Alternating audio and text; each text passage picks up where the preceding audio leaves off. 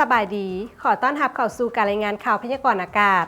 ที่ห้องข่าวกรมอุตุนิยมและโทรศาสตร์สำหรับมื้อนี้อากาศยังจะเย็นหาหนาวเย็นพอมีหมอกบางปกคลุมทั่วไปในตอนเช้าเฮามาเบิ่งรูปภาพดาวเทียมมื้อนี้กันเลยว่าจะเป็นแนวใด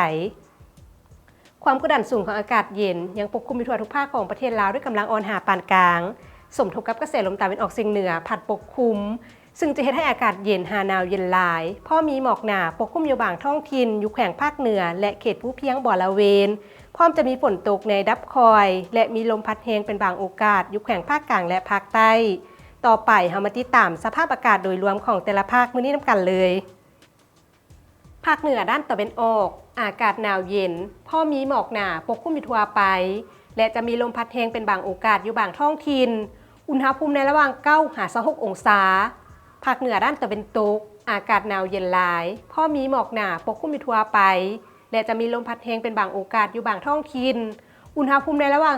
10-29องศาที่นครหลวงเวียงจันทร์อากาศเย็นในตอนเช้าพอมีหมอกบางปกคลุมอยู่ทั่วไปและจะมีลมพัดแรงเป็นบางโอกาสอยู่บางบริเวณอุณหภูมิในระหว่าง20-32องศาภาคกลางอากาศเย็นหาหนาวเย็นในตอนเช้าพอมีหมอกบางปกคลุมอยู่ทั่วไปและจะมีลมพัดแรงเป็นบางโอกาสอยู่บางท้องถิ่นอุณหภูมิในระหว่าง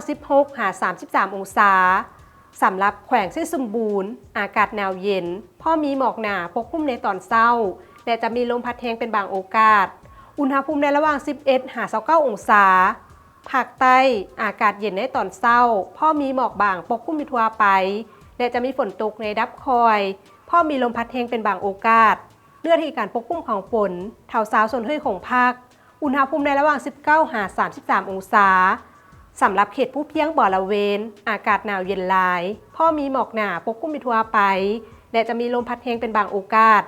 อุณหภูมิในระหว่าง12-27องศาท่านผู้ชมที่เคารพมาฮอนี่การรายงานข่าวพยากรณ์อากาศก็ได้หมดเวลาลงแล้วท่านสามารถติดตามชมโดยผ่าน Facebook หรือ YouTube ที่ขึ้นตามหน้าจอนี้ขอขอบใจสำหรับการรับชมข่าวพยากรณ์อากาศแล้วพบกันใหม่ในมื้ออื่นสำหรับมื้อนี้ขอกล่าวคำว่าสบายดี